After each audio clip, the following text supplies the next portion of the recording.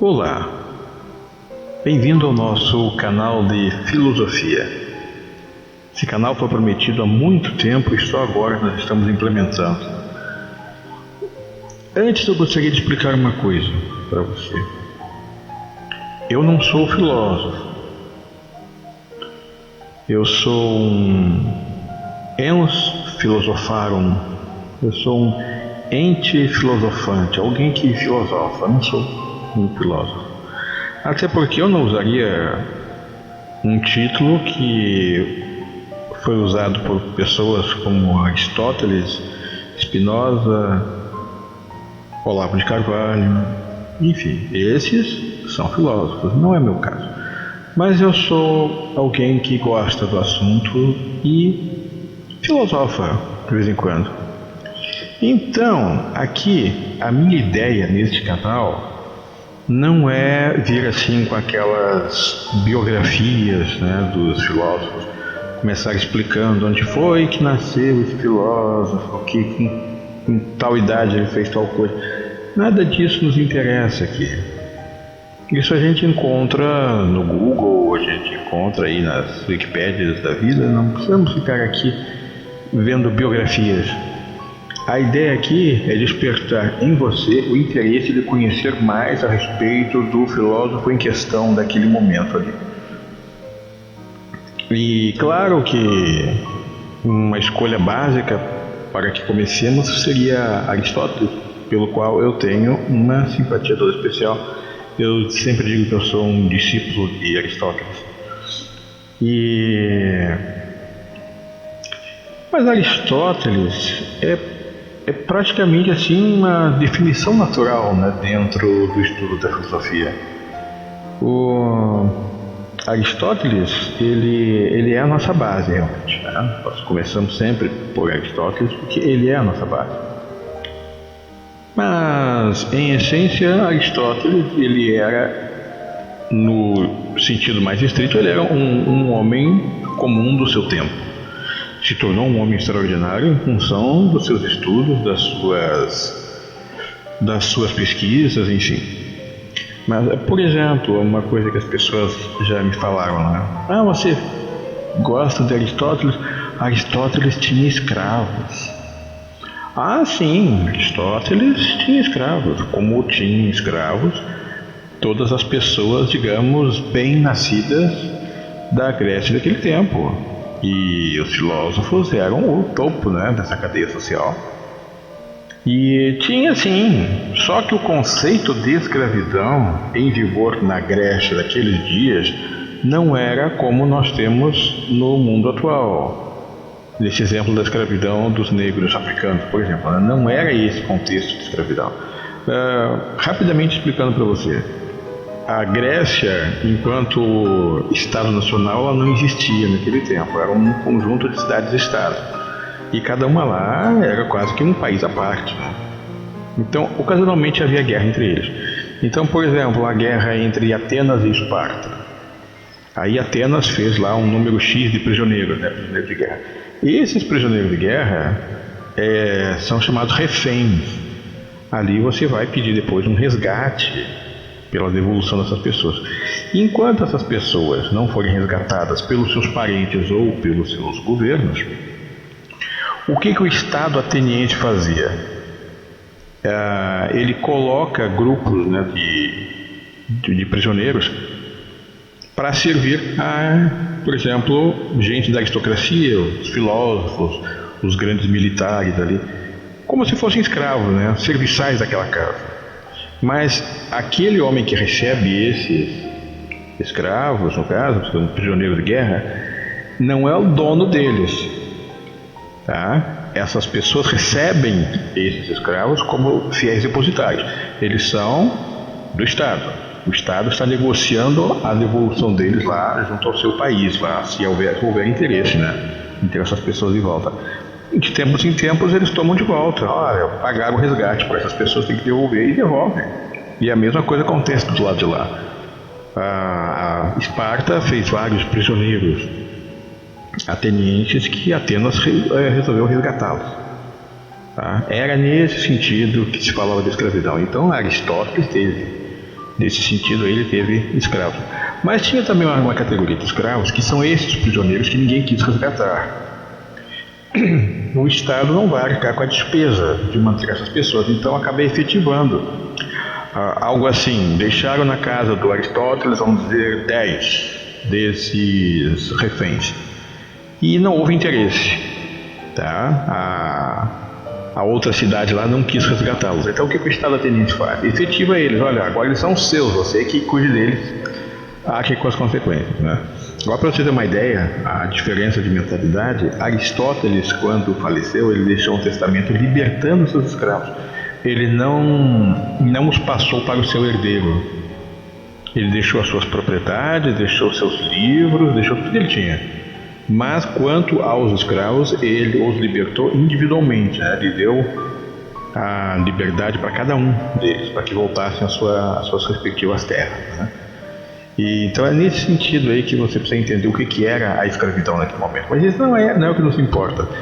Eu ia começar aqui falando de um outro filósofo que eu acho muito interessante, porém o mais injustiçado de todos, que é Maquiavel. Maquiavel gerou toda uma lenda em torno dele, né? Que diz que é o cara aquele que gerou até o termo maquiavélico, no sentido de ser alguém lá que fica, sabe, bolando de maneiras lá de enganar os outros e se dar bem. Não era nada disso. Na verdade, Maquiavel quase se deu mal a vida toda ali, né? Porque se você... Espero que você se interesse em saber mais a respeito de quem foi Maquiavel. Você vai ver que na Florença, naquele tempo, o poder mudava de mãos assim de tempos em tempos. Era uma coisa assim meio cíclica. E estava na mão de um, daqui a pouco caía na mão de outra família, e o Maquiavel lhe dava um jeitinho de se enfiar ali e continuar participando aqui. Mais ou menos como os nossos políticos fazem hoje, né? Que não importa quem está no governo, aqueles partidos ali sempre estão juntos, tá? Não importa quem está lá na presidência, né? O partido XYZ está lá apoiando. Maquiavel fazia isso. Então, digamos, no governo agora, que também a Itália daquele tempo também não existia como Estado Nacional. A Itália era também um conjunto de cidades-estado, que não se chamavam assim, cidades-estado, não se chamavam lá reinos, ducados. Então você tinha lá o reino de Milão, você tinha lá o Principado lá de... como é que é o nome daquela cidade lá? De Palermo, e assim vai. E tinha lá o reino lá de Florença, que volta e meia mudava de mãos, né? As famílias tradicionais lutavam pelo poder e ocasionalmente lá uma delas chegava. Então era Borgia, era Sforza, tinha tudo ali, né? Volta e meia tinha uma. A questão é que Maquiavel estava sempre ali. Dava um jeitinho, né? Mas logo que mudava o governo, caía todo mundo que fazia parte daquilo e passava um tempo desempregado. Depois ele dava um jeito de se enfiar de novo ali, tá? Mas nesse sentido, disseram que ele era maquiavélico, que ele dava um jeitinho de voltar para lá, mas todo mundo ali dava um jeitinho de voltar para lá. Não é porque caiu o governo lá da família Médici que agora os Borgia lá perderam a bocada lá, não, eles dão um jeitinho de se enfiar ali também, sabe? Quem estava num governo agora vai para o outro, sempre tem dando um jeitinho de entrar. Maquiavel, ele tem a sua obra principal, O Príncipe, né? Se bem que tem um outro lá que é pouco divulgado também, que não é todo mundo que leu. Um livro muito interessante chamado Discurso sobre a Primeira Década de Tito Livio, que na verdade tem muito ali do O Príncipe, né? Maquiavel está ali nessa obra. Mas ele escreveu O Príncipe como uma espécie de orientação ao governante, seja do estado que fosse, né? Maquiavel, então, ele lançou as bases do que nós chamamos hoje de teoria geral do Estado. E esta obra é fundamental, se bem que nós temos que adaptar as coisas. Hoje, nós colocaríamos o príncipe como o governo, né? O corpo dirigente, né, do governo como um todo seria o príncipe. Na época, o príncipe era uma pessoa mesmo, era um indivíduo ali, aquele governante, porque era um momento lá das monarquias absolutistas, né? Então o rei ali é um déspota, é só ele ali, né? Não tem contestação, né? Então naquele momento o príncipe era mesmo um indivíduo, né? Hoje nós adaptamos, né, a obra e colocamos o príncipe enquanto o Estado.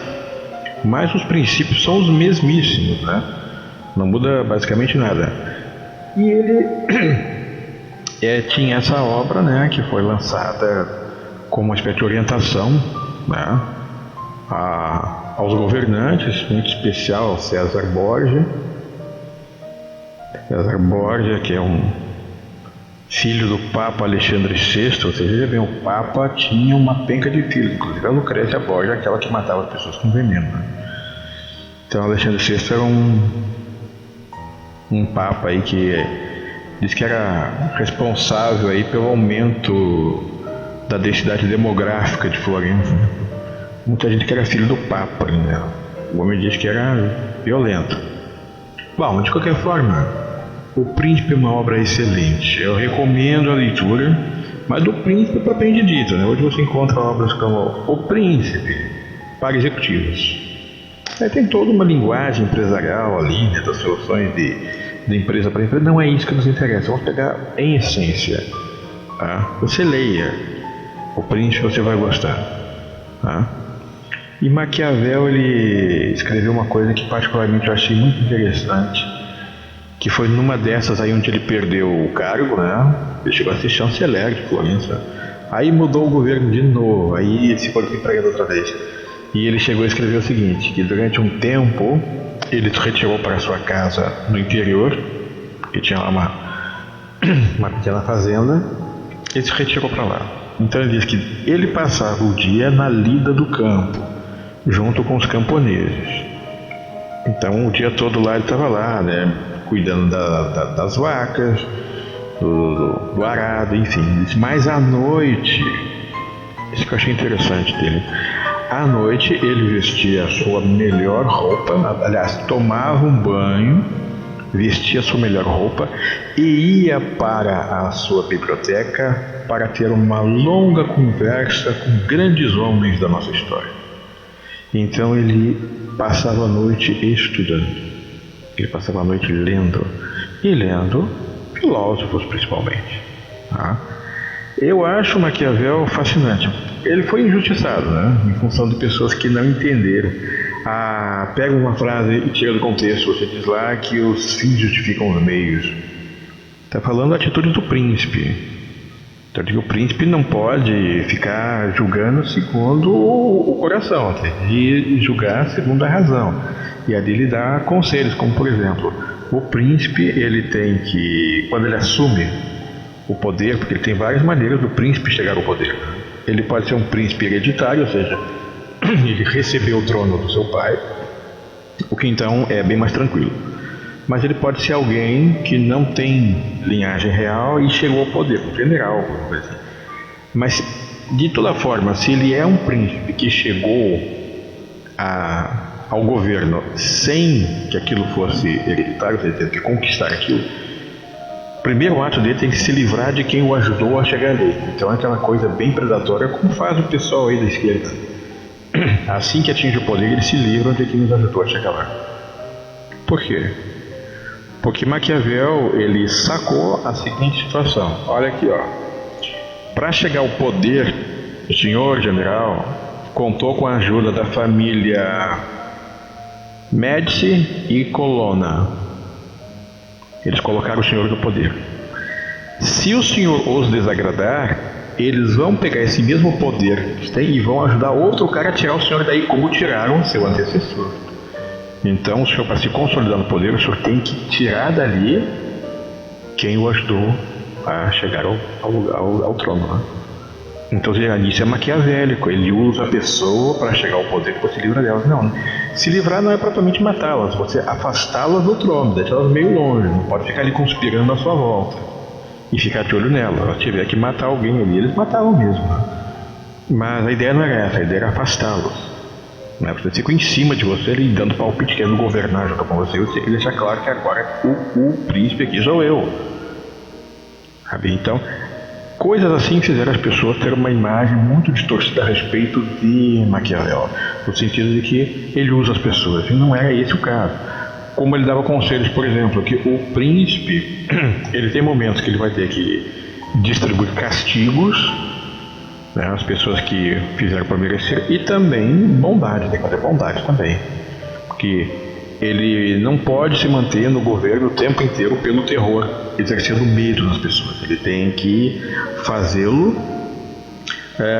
pela sua autoridade, né, de regente daquele povo, mas não apenas temido, tem que ser também amado de vez em quando, né, por alguma coisa boa que tenha feito. Então o conselho dele é muito simples. O príncipe é o seguinte: ele tem que dar castigos, ele tem que fazer coisas boas, prêmios e castigos, né? O que tiver que fazer de castigos, execuções e punições e exílio, faça tudo de uma vez só, de preferência num único decreto. O único decreto lá, você mandou lá decapitar não sei quantos inimigos, mandou exilar outros tantos lá, já tirou propriedade de não sei quem, num decreto só. E as bondades você vai diluindo elas ao longo de um período X. Tá? Porque o povo vai esquecer logo aquele pacote de maldade que você fez no primeiro dia ali. Mas vai lembrar de você distribuindo benesses assim, ao longo lá de um período. Ao longo de um ano lá, você distribuiu terras que foram conquistadas, alguém você distribuiu lá para os camponeses. Sabe aquela coisa meio reforma agrária da época, né? Depois você perdoou não sei quem lá que estava na prisão lá, por um motivo que era banal, você resolveu dar um perdão lá para um monte de gente. Você baixou uns impostos em determinada província lá que está em dificuldade, porque a colheita não foi boa, você diminuiu os impostos ali para não sacrificá-los. Enfim, o que tiver que fazer de bom você dilui ao longo de um tempo. Você não faz toda a bondade que você pode de uma vez só, mas a maldade que tiver que ser feita você faça de um jeito rápido, assim, para o pessoal esquecer logo que você fez aquilo tudo. Então, com base nisso, se diz que ele era maquiavélico. Mas eu sou um adepto dessas ideias de Maquiavel, porém eu não sou maquiavélico, eu sou maquiaveliano. E nós temos que pegar a sutileza desse termo. O maquiavélico é no sentido pejorativo, aquele que faz mesmo a coisa de caso pensado com a ideia de se dar bem e o outro que se dane. E o maquiaveliano não, ele raciocina segundo aquela ótica de que as coisas têm um ordenamento a ser seguido. As coisas têm um jeitinho certo de se encaixar e não tem que fazer a coisa assim de modo atabalhoado, assim, à la louca, como se diz, né? A coisa é feita de caso pensado. E se tiver que fazer a coisa de um jeito mais ou menos brusco, então que faça, mas que faça bem feito. Então, nesse sentido, eu sou maquiaveliano, não sou maquiavélico. Tá? E, enfim, eu gostaria que você começasse lendo sobre Maquiavel, pela sua obra principal, né? Inicialmente eu recomendaria você a pesquisa, né? Pode ser pela própria internet, mas pela biografia, vamos ver quem é Maquiavel. Mas depois você adquire o livro. Eu não recomendo esses e-books, né? Esses arquivos PDF, eu prefiro sempre o livro físico, né? Mas você escolhe o jeito que você achar melhor. Mas você leia O Príncipe. Mas leia mesmo, sabe? Com vontade de ler assim. Leu O Príncipe. Você vai achar muito interessante. Tá? Depois você vai descobrir lá que tem outros livros que são comentários, né, de algumas personalidades a respeito do Príncipe. Como você vai encontrar, por exemplo, Napoleão, os comentários de Napoleão sobre o Príncipe, tá? Como Napoleão fez comentários sobre a arte da guerra também, tem comentários sobre o Príncipe. Enfim, você vai descobrir que este filósofo ele foi, antes de tudo, bastante injustiçado. Porque ali a ideia dele era ensinar o governante a governar bem e se manter no governo. Porque ele tinha essa ideia, né, de que a principal dificuldade ali do governante não era chegar ao governo e sim se manter nele. Porque você seguia lá um caminho mais ou menos tortuoso para chegar ao trono, porém ser derrubado ali era muito fácil. Era muito simples você perder o governo. Então ele ensinava você maneiras de fazer isso, né? Inclusive lançando as bases do que veio a ser depois a polícia política, né? Porque ele deu ali as ideias ali para você ter lá um serviço de informações que conseguia informações para você desde o que acontece ali entre os seus nobres da corte até entre as conversas rasteiras dos aldeões lá nas tabernas. O príncipe ele tinha que ser informado a respeito do que se diz a respeito dele e de seu governo, tanto ali na própria corte como lá entre os aldeões. Então isso aí é uma espécie de polícia secreta, né? E tudo veio dele. Então com base nisso se diz que o homem não prestava. Mas não, é um mecanismo do Estado para se manter enquanto Estado governante. Sabe? Então você tem que ler Maquiavel. Faça isso. Você leia Maquiavel e eventualmente a gente volta a isso, tá? Porque a minha recomendação hoje é essa, recomendar a você que conheça esse filósofo, porque, como eu disse, para mim é o mais injustiçado, tá? Maquiavel foi o mais injustiçado ali. Se atribui a ele uma coisa que ele não é, sabe? Um homem meio tirânico, né? Meio mau, ensinando ali o sujeito a ser um tirano, e não é nada disso. Fala muito também que você tem que contentar o povo, você não pode manter o povo assim, sempre na rédea curta, sempre com medo e sempre lá achacado com impostos extorsivos, porque ele deixa bem claro que você fazer isso com o seu povo, para esse povo se revoltar contra você, é um pulinho. Você tem que ter pelo menos uma boa parte do povo a seu favor, para pelo menos gerar a dúvida no caso de alguém lançar a ideia de uma revolta popular.